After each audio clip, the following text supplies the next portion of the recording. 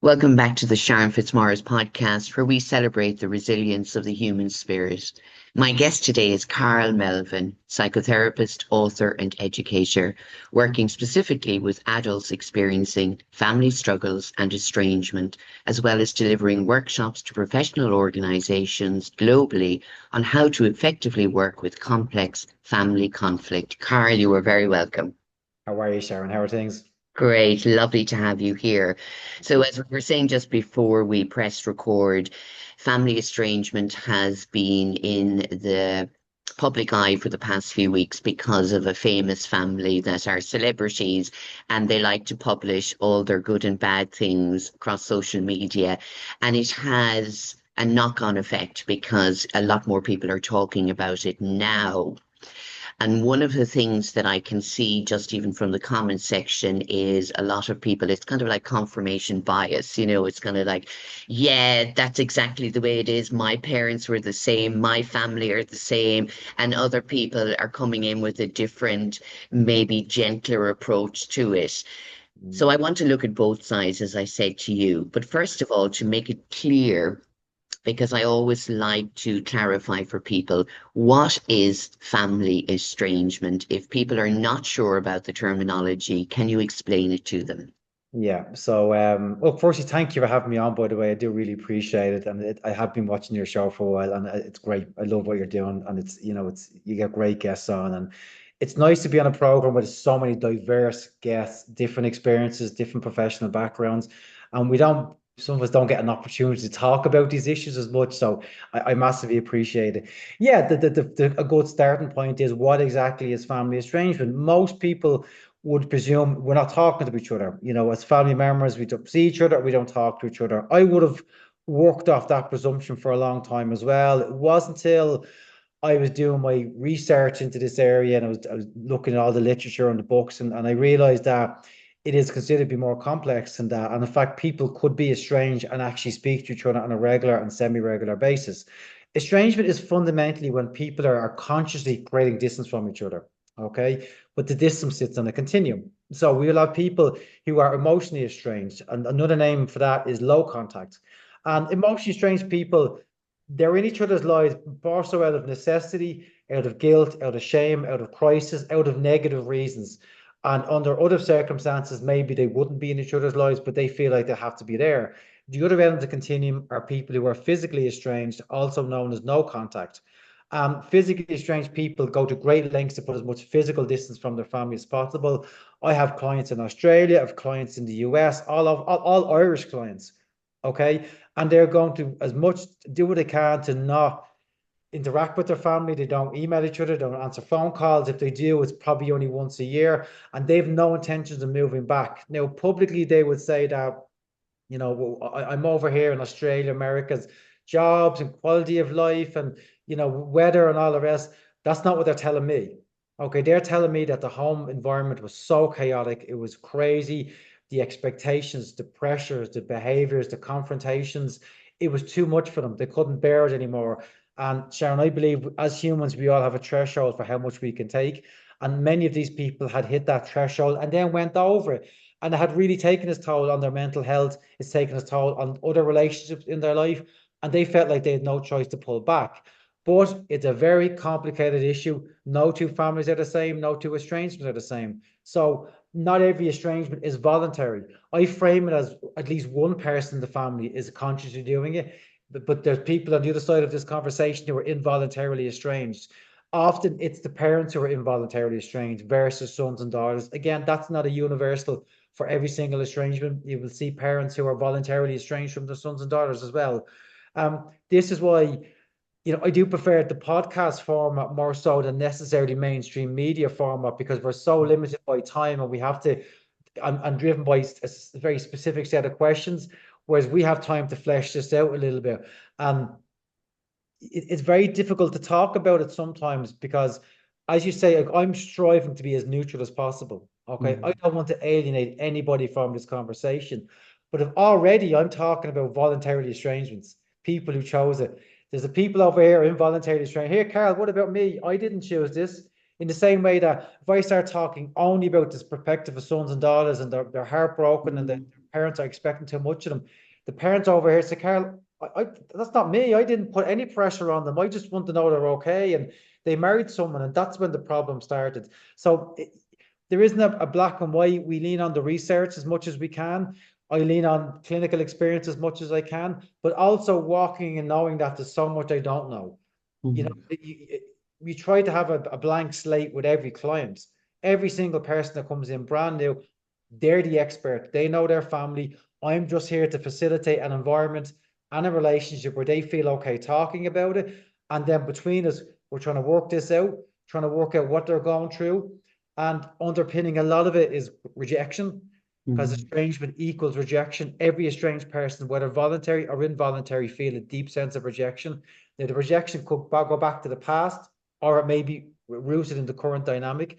And below that is grief, because something is lost between these people and it may never come back.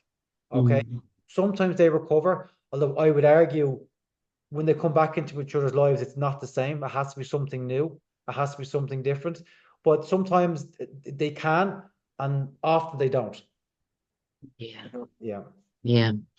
Thank you, Carl. Yeah, it is very complex. And as you said, each person is unique, and every client that you see has their story and their way of understanding it. Again, from my own experience, you as a child just believe whatever way your family is, that's the way your family is. And you may think that other families are the same until you know different. And as you grow older, you realize that, wow, my friends aren't experienced that, or I've never experienced that in their family. But then there is a shame around it, so you don't talk about it. But then you grow into adulthood and you realize that every time you may meet up with your family or there's something coming up, it triggers a response within you. And then you're coming out with the same reactions, responses. You leave that maybe family gathering and you're feeling horrible again. So over time, you start going, this keeps happening. Like, why is this happening to me? And the amount of people that I see, they make the statement like, well, they're toxic, and every time I'm in their company, they're so toxic and they're so negative. And there's this huge putting it on to somebody else. And where I always say, I have to come back to myself, Carl. Mm, I always have to come, what is my part? What is my role in that relationship, whether it's good, bad, or indifferent? What am I adding to the drama? What am I adding to, the negativity or the toxicity? It's looking at myself. So I always say it's a very brave step when somebody comes to look for help and say, this isn't working for me. It's affecting me on every level of my well-being. But a part of them, and you've mentioned that a part of them has said, but they're my family. I should stay in contact with them. And the other part is going, but I never feel good around them. What mm, can I do? What would yeah. you say to a person coming in? And again, we can't put it as everybody, but just as an individual. Well, let me step back for a second. Like my website, right, is karlmelvin.com, but it used to be toxicescape.com. Ah, Right. That was you. And I don't use that term anymore. You mm, don't hear me other use that term, and I understand why they would label someone toxic. I became increasingly uncomfortable with it because it's just dehumanizing. mm, We are even people who do horrible things. There's a human there that we need to understand how did they come this way? mm, What were they shaped by to become this person that may be causing harm to other people? But not also, it lets them off the hook by, oh, you're toxic, as opposed to, no, you're a human being and you have to reflect, you have to go there. You asked the question about what would I say to someone who was struggling, wrestling with this idea. And the analogy I used to me, and I kind of, you saw me somatically doing it, is an internal tennis match where, yeah, one part of me wants to connect and it's my family. And I do love them. And I know what family means. And everyone knows in society, family is everything. But it's not safe because they treat me mm, like crap. And every time I go back in, I get judged, I get criticized, or maybe they're just not talking to me, and maybe they give me the silent treatment. But you know what? We had this lovely time. I remember that Christmas that was lovely, and I got this nice presents. But sure, that was 10 years ago. I don't know what they're like. So it's this back and forth, okay? And my job is not to say anything with them. It's first of all, let's see, even this exercise, let mm, them physically see, let their brain see a somatic expression of what they're wrestling it inside. and let's sit in the silence of that awareness. And it's through silence, it's through we're two human beings. And mm, look, I'm doing this 15 years and I'm still learning. And I think like any role, but particularly with therapists, we mature into it and we mm, still over time, we still whatever. And I'm realizing that less is more.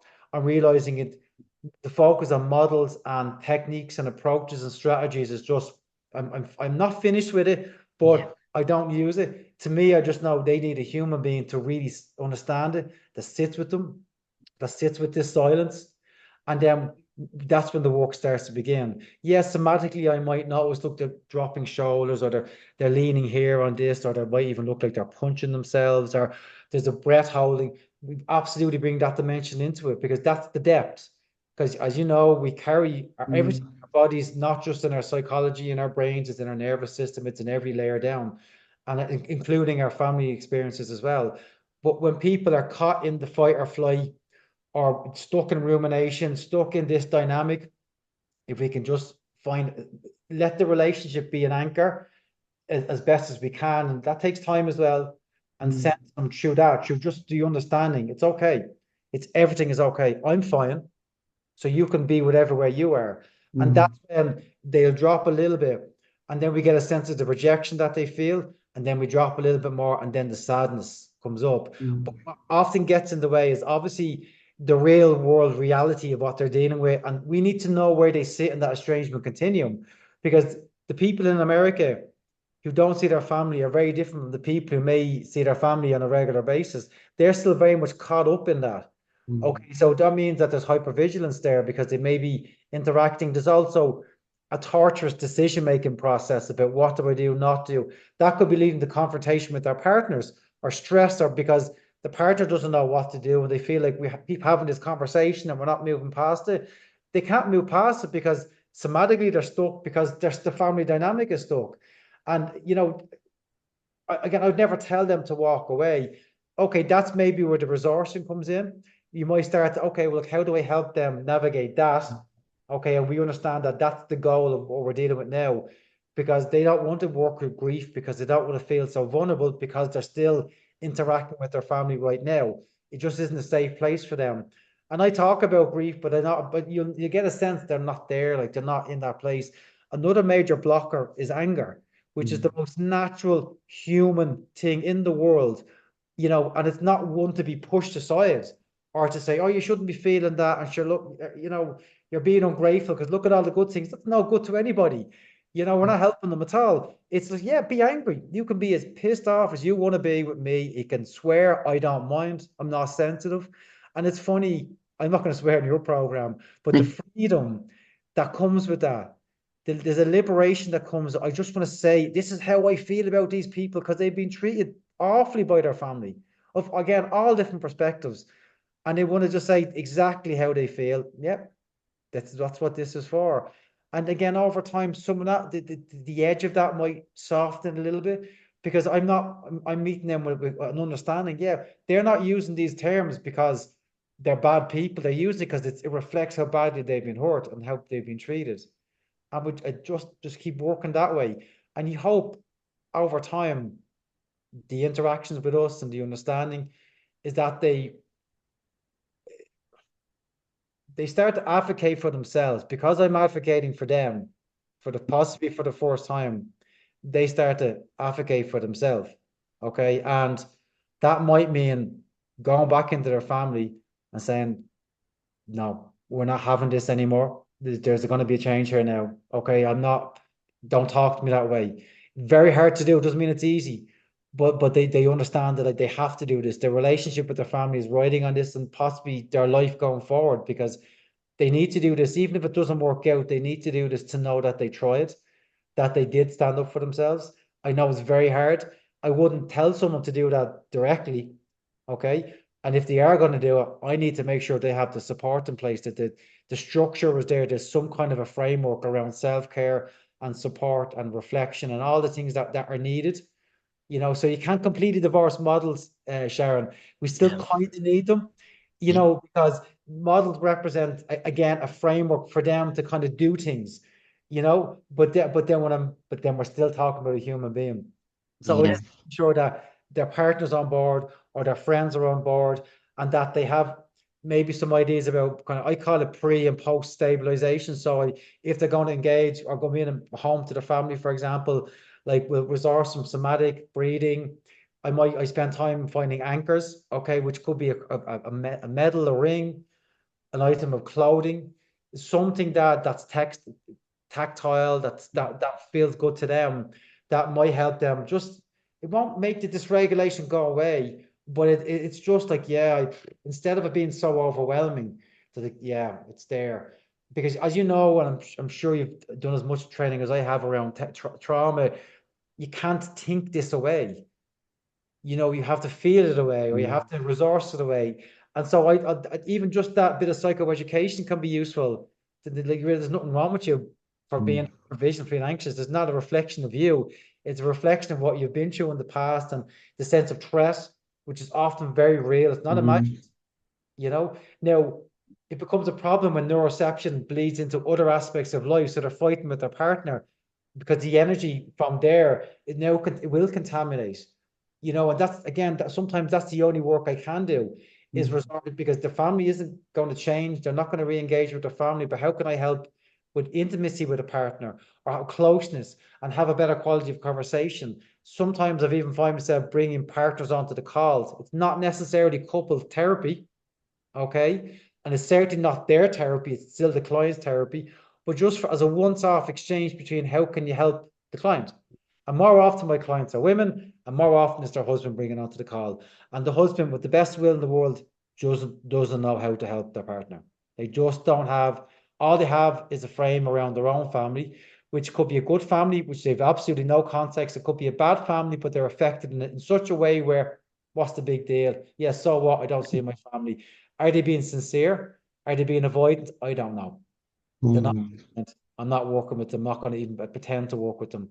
Or maybe, as we know, we are wired differently. There's research around women feeling a much more stronger obligation to maintain social ties more than men. So maybe there's that pressure that daughters and maybe mothers feel versus sons and fathers. Who knows? mm, There does suggest though that women seem to be more negatively affected by estrangement than men, and then mothers come out the worst. And that speaks to the maternal view of motherhood. And then if you don't have a relationship with your sons and daughters, it must reflect negatively on you, which is mm, not true in every case. Yeah, there's some bad mothers out there. There's incredible mothers out there who are heartbroken over the mm, situation.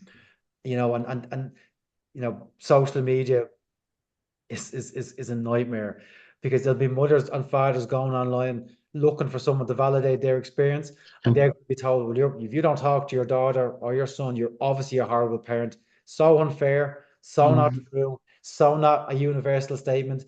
And I often tell people, don't go onto social media, because you're not going to get the validation you need. You need to find the right people in your circle. You're arguing with strangers online who know nothing about you. The only thing mm, that binds you is the term family estrangement. And if it was under any other circumstances, you'd never cross paths, you'd never talk, and it's not a good bind. Sometimes it can be, but sometimes it's a negative bind, because it brings with it a ton of negative experience, mm, confirmational bias, attributational bias. Okay, a huge problem. How did this happen? Well, it's obviously you're abusive. No, that's not always the truth. mm, And the next level of the conversation that we're seeing now, in response to the family that you were talking, the high profile people, is people are blaming social media for estrangement. Okay, there's a conversation around it's contributing to this problem. It's because it's normalizing it, and more people are choosing it. My answer is I don't know if that's true, because I haven't seen data. I know there is large numbers of really vulnerable people online who are yearning for something, for some insights, and maybe they're leaning on someone who's saying to you, look, these are the traits of a toxic family. Your mm, family's toxic. You should walk away from them. And this person is so confused and so conflicted that there's a person who seems to have crystal clear clarity. They know exactly what I need to do, and I'm going to follow them. I'm not saying that doesn't happen, okay? But what I worry about then is that we do see patterns where people go outside of the family looking for the problems when the problems are started on the mm, inside. Why is someone going to a social media channel that talks about toxic families if there wasn't already a problem there. Same Mm. way in America, I see other people in the estrangement space saying that therapists are encouraging no contact. They're encouraging people to go to that end of it. From my anecdotal experience, therapists are telling people to reconcile much quicker than they are to walk away. Mm. Okay, number one. But number two, why are they going to therapists in the first place? Even if that's true, why engage with therapy if there wasn't already a problem? So it's a very complex conversation, as you can imagine, you know? Yeah. Mm, There's so much in that, Carl, and as you said there, having a podcast conversation is looking into all the dynamics of it. We're not going to cover everything, but it's looking at both sides. But just as you said, when a person starts looking on social media, even if they haven't gone to a therapist yet, and they're getting that confirmation bias, and as you said, you could have all of these things on social media, and that's me, and they identify with one or two points, and then they label themselves as this. I've seen it over and over with clients. One of the things that you said that's really important is everybody is unique and individual. It doesn't matter what their family background is. And the way that they will have internalized the issues that happened within the family, within themselves, may be different as well. But the most thing I have seen is working holistically is that our physical body holds on to the trauma.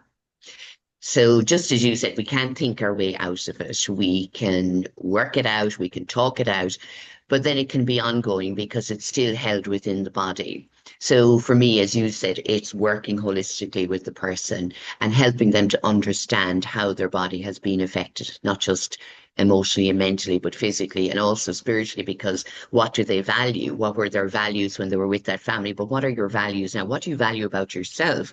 Because then you're understanding who you are rather than what you were taught to value as a child or an adolescent. But that doesn't sit with you anymore.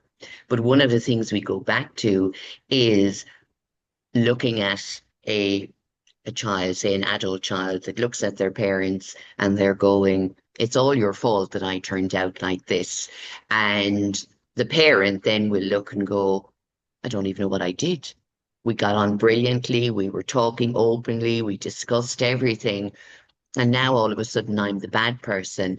And you spoke about that there are parents that are devastated because their now adult children are saying you were the worst parent in the world. And they don't have the understanding of why that's happening. It's devastating for both sides. mhm, But for me, it's about allowing each of the parties to be seen and heard and to be validated mhm, and to know that for that child, if they are feeling like that they won't be judged, that they will be seen and heard, they will be, met with wherever they are, whatever way they're feeling it now. But the parent will also get the same response, that they will be met where they are. mhm, Because just as you said, and I think it's really important that this is something we may be seeing across social media, is the judgment of others just based on a few lines. And it can be so harming mhm, to relationships, to the individuals, to their well-being.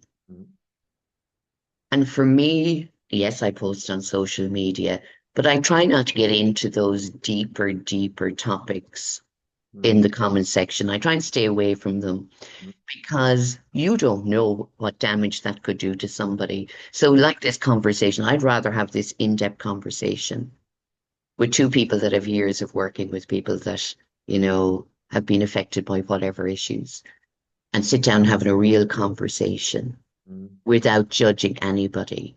mhm.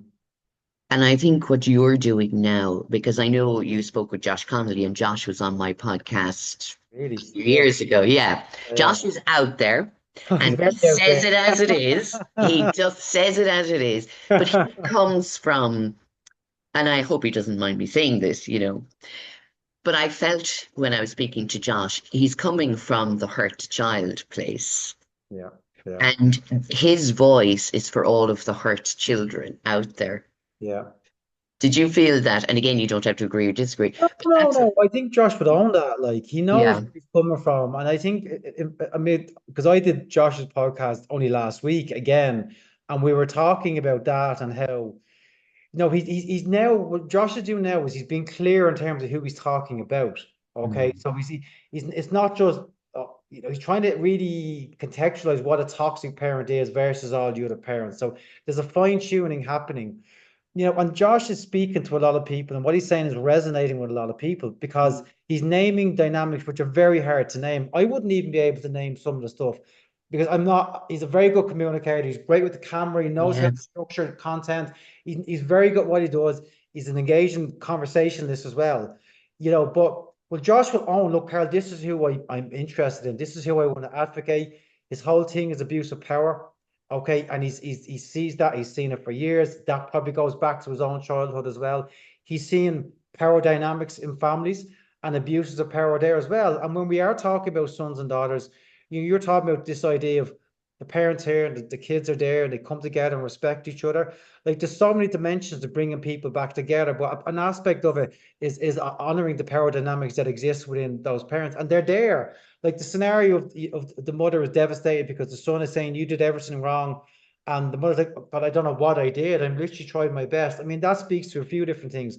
One of which is the generational gap that exists between them, and it can be quite immense.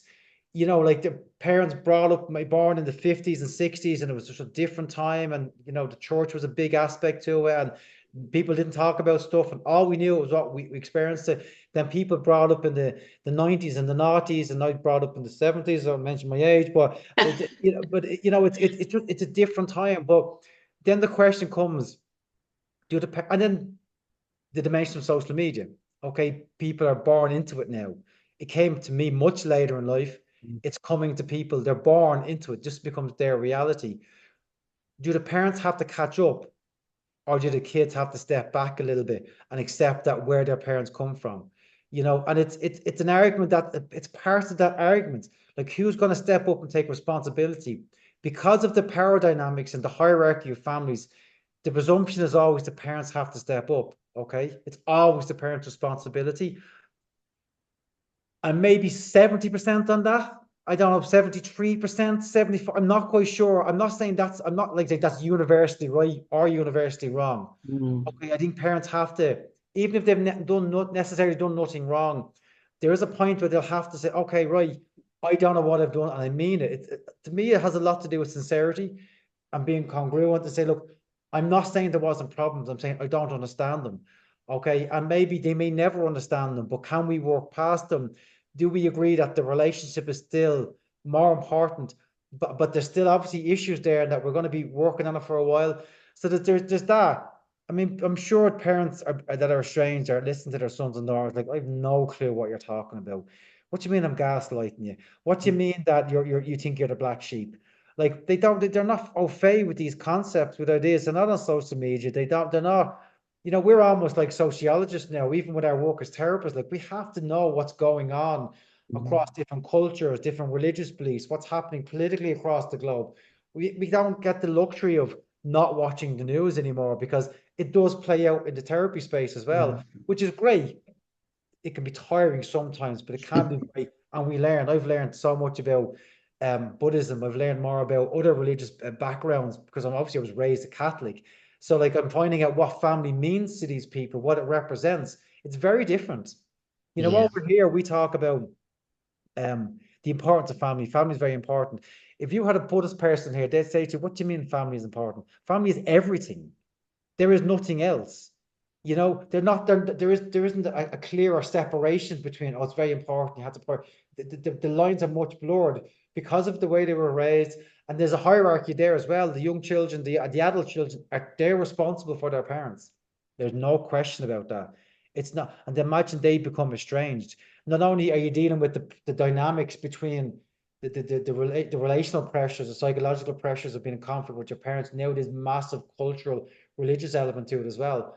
But then you mentioned spirituality, and that's a dimension I'm exploring myself and exploring with the work. It's not, we often don't get time to go to that depth, but maybe that has to do with meaning, with purpose, with why is this happening to me? What is there something to be garnered from this? And you don't want to be disingenuous by trying to find the positives, but at the same time, what did they do with this pain? Where do they go with their life? this is me using my pain right now, talking to you. If I didn't become estranged, we wouldn't be talking. And there is growth that happens. I've seen it with my own clients, even though they feel emotionally stuck, they have actually grown because they're absorbing books and content and ideas that will positively affect other aspects of their life. Ideas of attunement. They maybe never thought it before. And ideally, then you hope that they're now conscious of attunement, they're conscious of the body, and then they're young kids, my two boys, and I'm really sensitive to their physicality. They're jumping around and they're running, but then they need that hug. They Mm, now it's even deeper now because I get it. Like, even though I might yearn to give it to them, they really need to have it. So it might bring, you'd hope that it has a positive effect on next generations going forward, but also understanding how disempowered they are with their own family. They may not be able to, prompt family to reflect, to go to difficult places. And that to me is an ethical question there as well. We're all talking about trauma now, like it's, oh yeah, yeah, trauma. mm, Oh, we all have trauma, and they've read this book, Body Keeps the Score, whatever they're reading. And then there's people of this generation, maybe 40s, 50s, and 60s, and we're saying to them, you need to explore your trauma. Do we have any right to force them to go to that place? No, no, you have to go to therapy. What do you mean? Like, so this is it. Again, I keep saying it's complicated, and it's an ethical minefield, particularly when it comes to reconciliation. That mm, comes up more and more in the last few years. People mm, come to me, I want to reconcile with such and such, and I'm like, okay, well, we're not, we have to talk for a while. There's some work that has to happen. I'm not going to be doing it today or next month or next couple of months. We need to talk for a good long while to find out what's going on, what's mm, really going on. There's what there's telling me verbally, there's what the body is carrying, but there's also the dimension of what else is happening that's outside of their awareness or they're too afraid to talk about. That they have to take time. That to me is it. Takes time, takes time, takes time. Build a relationship mm, until you know that it's fine. I can handle it, and that we'll get there. And if we get to the essence of it, that might help. And sometimes it won't help. The other people are so resolved to moving on, but even for themselves, to be able to offload some of this and to share some of this, and then yeah, it's they're okay with that. Sometimes they might get some measure of peace. mm. Yeah, I I'm taking a breath to process it all, Carl, because so much, and I said there is so much, and it is very complex. I go back to, I suppose, the child in all of us and our response, in that moment of being triggered and not feeling safe or feeling rejected, not being heard, not being seen. And the child in us responds from that place. And if we look on the spiritual aspect of it, as you mentioned, something that you're exploring more and more with your work, something I found within my own life, it was you're born into this family, and this family dynamic, and whether it's abusive or what people would call a normal family, even in a normal family, they have confrontation, conflicts, they have issues, emotional issues. But if it is obviously abusive and dysfunctional, that the child in you, and I see this with a lot of people, and I'm taking my own personal experiences, you stay in that mode of trying to stay safe for most of your life. Mm, But when you said about, do we tell the children, our children, or the next generation that they need to look after their trauma or get support or therapy? I don't think if anybody had told me when I was a young person that I needed to go to therapy or, because I didn't speak about my trauma, because we didn't speak about it openly. As you said, we're in this country, keep quiet, it's a stigma, don't talk about the shame. But it was my personal responsibility as an adult to look after myself.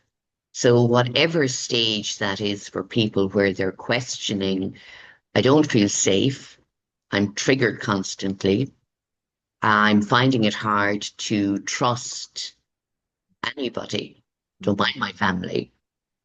Is this the way I want to live? Is this the way I want to progress in my life? It's the simple questions I say to people. Ask yourself first before you move forward on that next step. And that next step could be just making a call to Carl and going, Carl, I'm not really sure what's going on. I think it stems from my family. I'm not quite sure. But what people are sometimes doing, and again, maybe reacting to social media, is they're labeling themselves through social media posts, which I find horrific at times because sometimes I will get young people, they're at a very delicate place in their lives.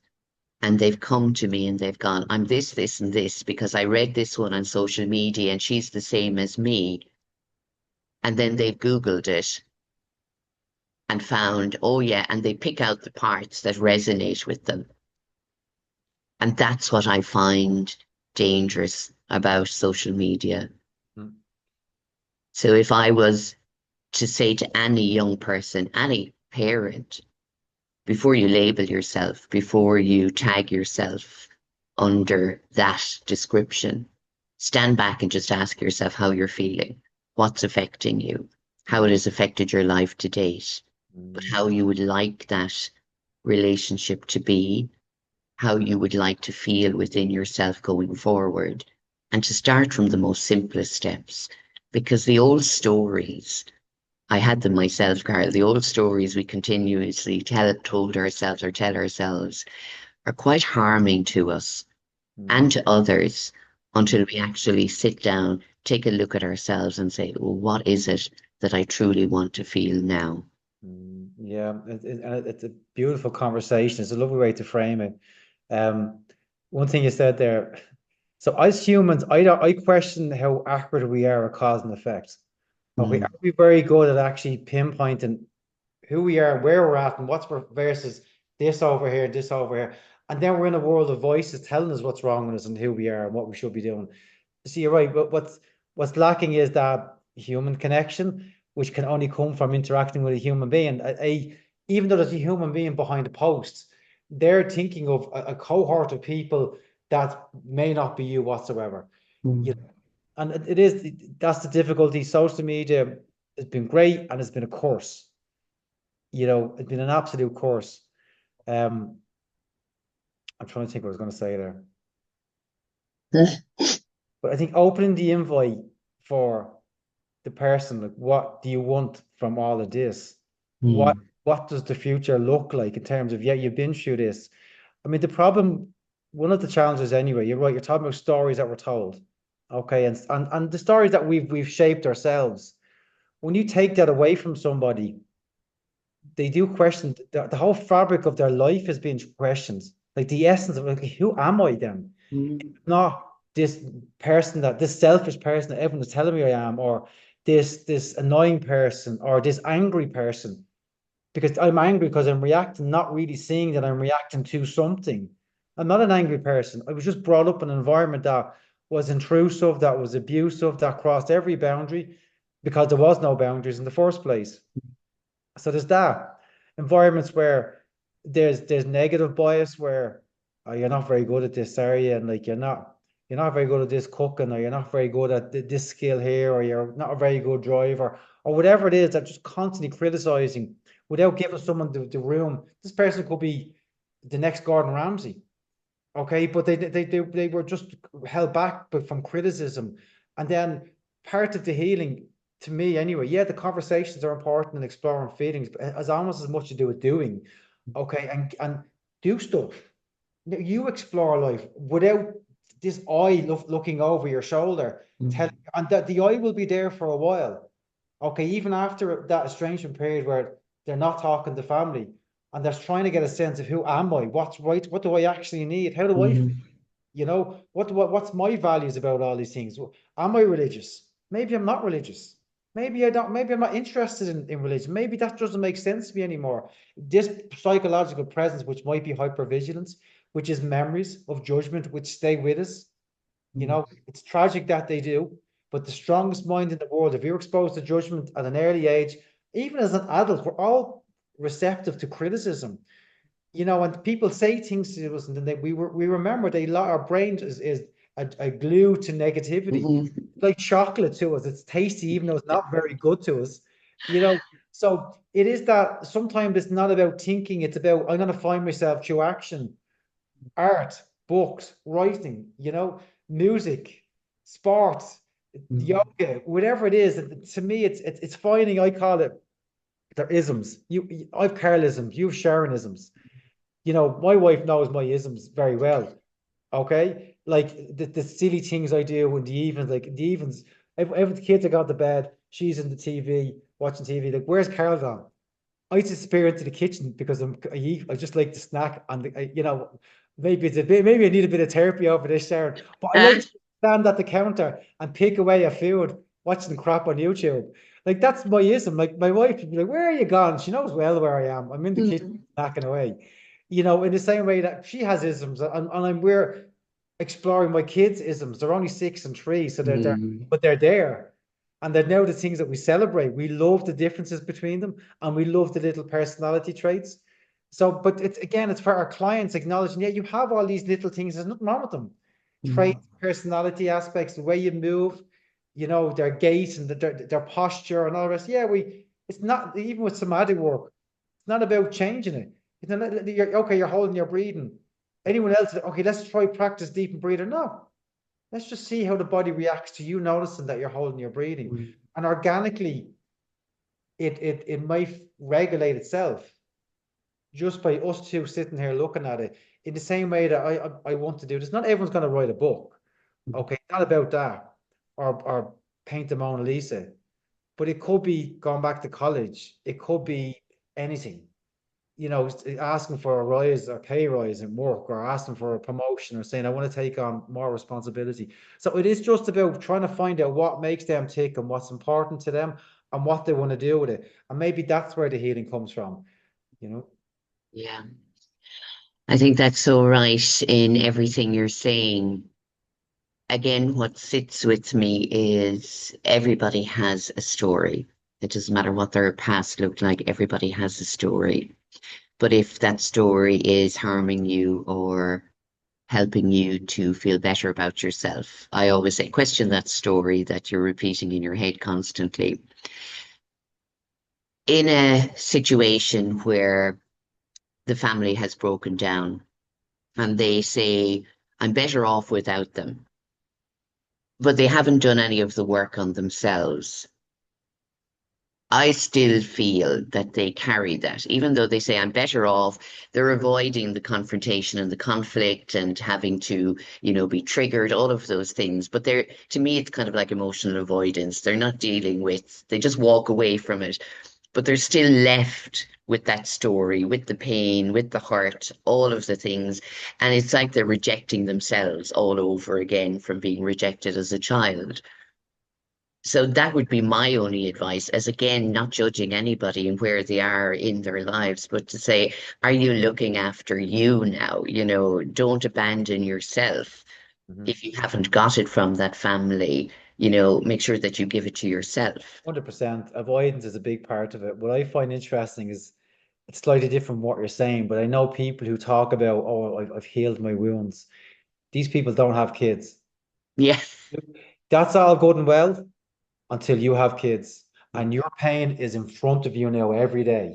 I'm not saying the work that they did wasn't invalid and it's gone completely, but there is sometimes a sense of, oh God, I'm back to square one because you were faced with your pain right in front of you, the needs that weren't met, the boundaries that were crossed because kids don't know what boundaries are. Mhm. Okay, the stability you're looking for is gone because the kids will wreck your house. Mhm. Okay. The safety, the protection that you're looking for, your kids are getting picked on the yard. Mhm. It's a minefield of triggers having kids. So you can avoid it when you don't have kids. And some people do have kids and they try to avoid it. Mhm. Maybe that's where the estrangement comes back through. Okay. I'm not saying always, you could still be a very loving person and yeah, you carry those wounds and you're hurt and you're not getting the best joy from life. One of the saddest things with my own clients is how they'll often say, and it kind of goes back to what you're talking about with loneliness. I'm in a room full of people that love me to bits and I don't feel a bit of it. Their kids could be hanging out of them. loving them, and they're just in their own little world, trying to believe that they're okay because we want to be okay. We want to think that we're all right. We don't want to believe that we're not coping as well as we are, but that avoidance happens all the time. They just don't feel the love. They can't internalize it. They still feel external love. They can express love, or maybe they still have a bit of duty bound, a bit of obligation. They're going through the motions and looking for everybody, but they're not getting the enjoyment from life themselves. Mm. Yeah.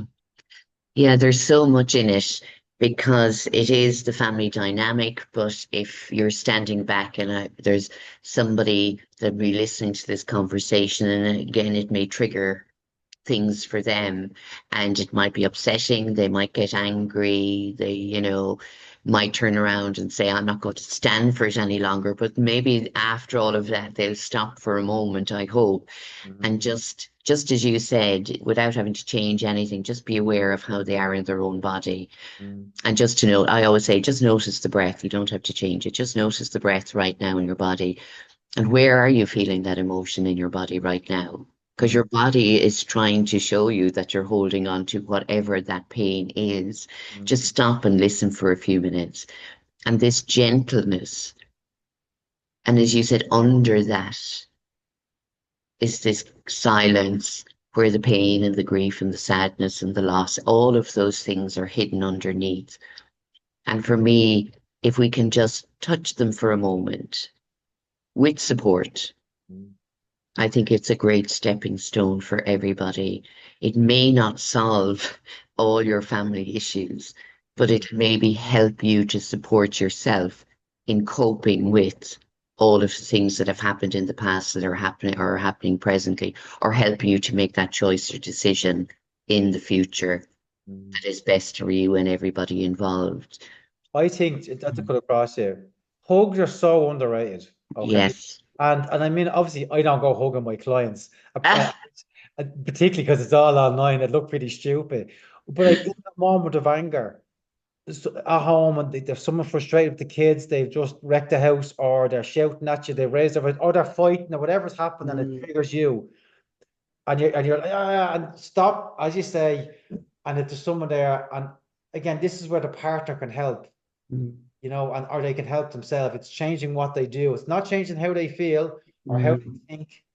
It's just, is there something I can do? And it's just a little bit of a hug or holding the hands, and it's just the simplest gesture that might downregulate a little bit and mm, improve the relationship anyway, and change the body chemistry, the brain chemistry.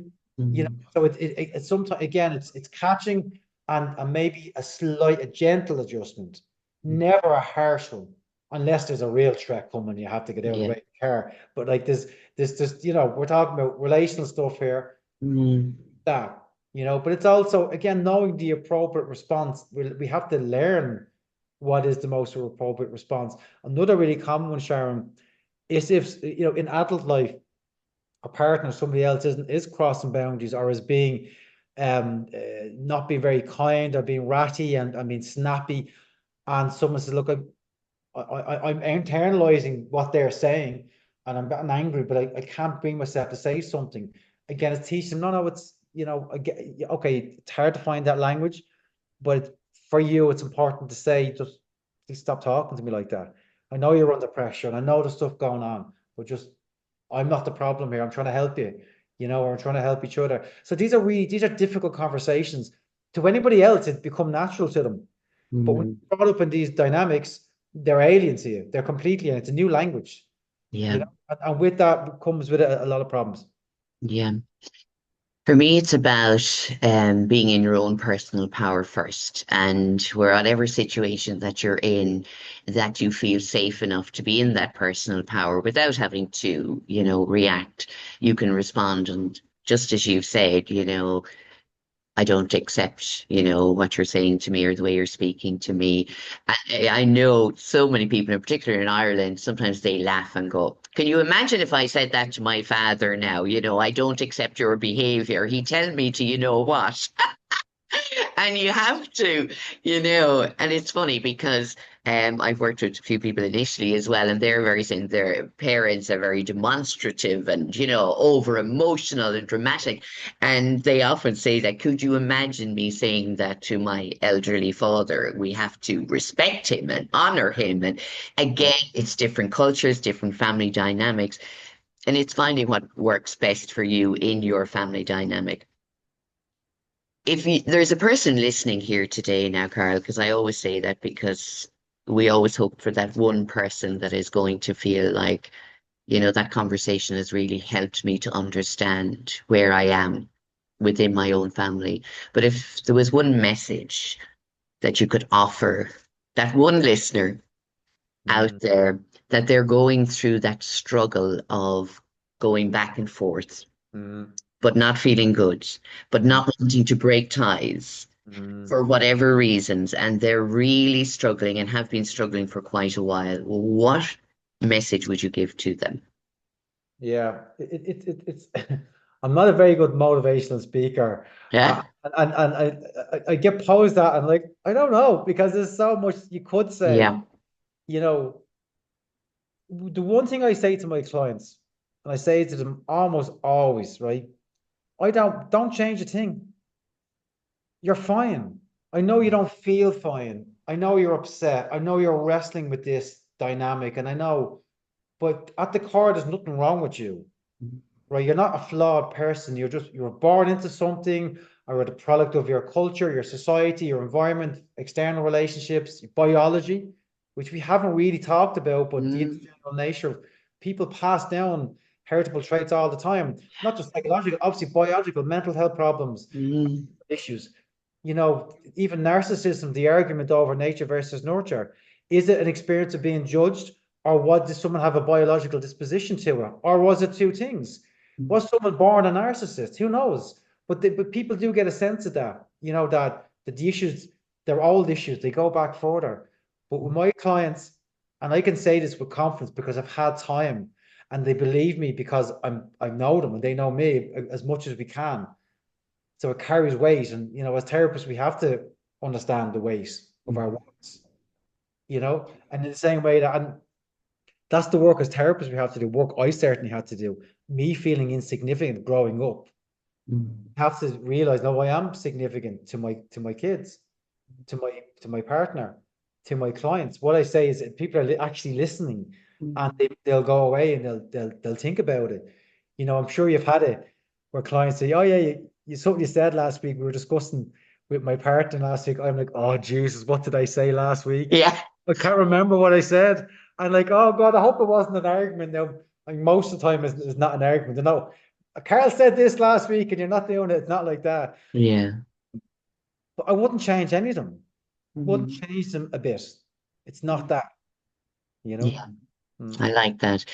It's accepting yourself as you are right now, mm, really, isn't it? And starting from that point, wherever you want to go next, because there is too much emphasis on changing yourself, changing everything. And mm. that's a lot of pressure to put on anybody. If somebody walked in the door tomorrow and told me I had to change five things, I'd be like, what? You know? But again, change will happen if the framework of acceptance is there, and that people they're just keep working on connecting with their bodies and maybe working through some emotion, anger, grief, sadness. They may, or especially grief, because with the tears and the purging of that, it's like wringing out the wet towel. The towel is a little lighter, you know. They may decide, I'm actually going to go for a walk today, or I'm going to do that yoga class, or I'm actually, I'm sick of eating this crap. I'm going to eat something else. If it can find itself quite organically, it's not forcing change. Mm, It's just gravitating towards what actually makes more sense and what do I actually need. Because as you know, as people who are traumatized, we're cut off from our bodies very often, and we're just feeding the dopamine, we're feeding comfort. I often say that, some people medicate. I used to breadicate. I just ate bread all the time. That was my comfort food. And now I'm bloody gluten intolerant. I can't eat bread Ah, anymore. It's a first world problem, Sharon, but it's very real, you know? your body was saying no more of this No because it's more. Yeah, not good for you. Yeah, isn't it yeah, amazing? yeah. Probably hybridization has it was a factor there as well. I question, I'm not saying everyone shouldn't be eating gluten, but there's probably people eating it they shouldn't be. But my body absolutely was rejecting it. You Yeah. know, but yeah, but then it's just like, you know what, then you start to eat a little bit better. You just feels all right. You know, Mm. my gut is better. Like I'm not bloated. I don't feel crap. Like, so again, it's just, but it's helping our clients in the safety of this relationship, and the entry was family, but it's something else. Mm. Now, what they're getting is something else. It's a relationship. And again, we talked about, we're kind of going full circle, outcomes and goals and what therapies our clients are looking for. Is what they ask of me often isn't what they're going to get. Yeah. Getting is what they need, which is a consistent person Mm. that gets them. And I have their back and I'm here from them. And don't worry, we'll be fine. You know, and I'm here with you. We're going to work through this for as long as we need to. And Mm. that they realize, oh, this is actually what I needed. I wasn't looking for a strategy or this or no, I just needed someone that got it and Yeah. is the same person on every call. And that is and I'm as human as them, so I might get it wrong, but therapy is them saying to me, Carl, you're wrong there. Mm. Actually, it's more like this because they have to correct me. They have to we have to find out what it is their experience and what's their reality and their Mm. truth, as opposed to what I think it is. I don't want them sitting there going, yeah, yeah, Carl, you're so right. You're so right. Like, no, I don't want that. You know, No. great for my ego, but it's not, I know it's that's not going to really sustain anything. You know, the truth is what sustains it. Yeah. And the truth is what it will empower them as well. And I Yeah. think giving them that voice, isn't it, Carl? And that is the sign of a great therapist when they do see and hear the person, meet them where they are, and the client feels more empowered each time they have that conversation. That to me is, if I had a mission in life for everybody, it would be to support and empower others the best we can. Not Mm. saying we can do it brilliantly all the time, but the best we can each day. Carl, we could talk for hours and hours and hours because there is so many ways that we could discuss this. But I want to thank you for sharing this conversation with me today. I know that it will help other people maybe have an understanding of where they are and that it's okay wherever they are right now, and it can be very sad and it can be a feeling of having to let go of something that you felt you Mm. needed to hold on to. So I always say, take your time. And just as you said, don't make any decisions, don't make any changes. Just be with yourself for a little while and see what happens. But Yeah. if anybody would like to contact you, Carl, they can check you out through your website, karlmelvin.com. You're on Instagram and LinkedIn, so they can check you out on Instagram and social media. We're not saying social media is bad. We're just saying, As it again, choose what curate. you choose what you're filling your mind and soul with. Hmm. Is it making you feel good? Is it supporting you? If it's not, maybe scroll to something else, or even better, turn it off and pick up a book or go on Carl's website, read something that is there that is actually going to nurture you. And your book as well, Navigating Family Estrangement, Helping Adults Understand and Manage the Challenges of Family Estrangement, published by Routledge. So this is a practical clinical guide that you have out. Have you any? I'm looking for the opening, Carl, for your next book, where you're coming from a Oh, different, I'm a working on it. different viewpoint. No, I tell you, right? Because I'm at the moment wrestling with a title, but it's funny. Just to say, the book, right? The first book, Navigating Family Strange, it is a clinical guide, but mainly because Rutledge, that was the remit, that was the requirement. Anyone can read that book. Okay. And I wrote it in such a way to be accessible to non-clinical people. It's strange people. If you are strange, read it because it's for you. I Mm, actually got a publisher for my first book. My first book was a self-help book, which no one wanted because I was told that Family Strange was too nichey. This is before the family in the UK that we won't mention. Now I'm sure it's hyper neat. I reckon if I contacted a publisher now of a book too, I'd find someone no problem. But mm, look how we our audience is academics, therapists, that group.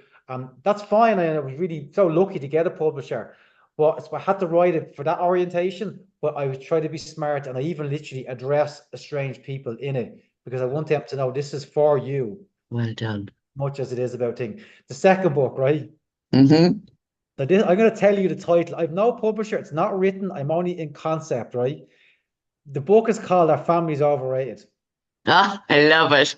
right? And let me predicate by saying I do not feel families are overrated. But why are people becoming estranged? What's happening? And we have to look a much broader lens across society, addiction systems, mental health systems, employment systems, legal systems, social systems. What's going on? And it's not rooted in now, it's rooted in the past, it's rooted in the future. And that's kind of where I'm angling at. But I want it to be more me, my personality. This book here, like, yeah, I'm very happy with it, right? But I have to be, you're working within constraints around because it's a clinical guidebook and you want to take it seriously. And I'd love to see it on some courses at some point and whatever else. Whereas I want something to be not necessarily sweary, but something that's more my personality and bring some humor into this. And that's the starting point is the title. People will be offended by the title. Well, then, but like, let's discuss why are you offended by it? Why Yeah. like that's so seriously? And others are the reaction I'm getting is yours that the people are laughing at it, Mhm. because that there's a truth to that. Yeah. There's honesty that comes to that. But it's me. You're the first person that told on a podcast. It's not written. I have an idea who I'd like to go with it, and I'm hoping they might take it on board as a result off the back of that. But the message isn't, yeah, walk away from your family. The family's like, why are we all falling out? We Mm. get on. We're not getting out with this alive, Sharon. None of us are all No. going to the same place. So why can't we get on? All we have is family sometimes. Mm.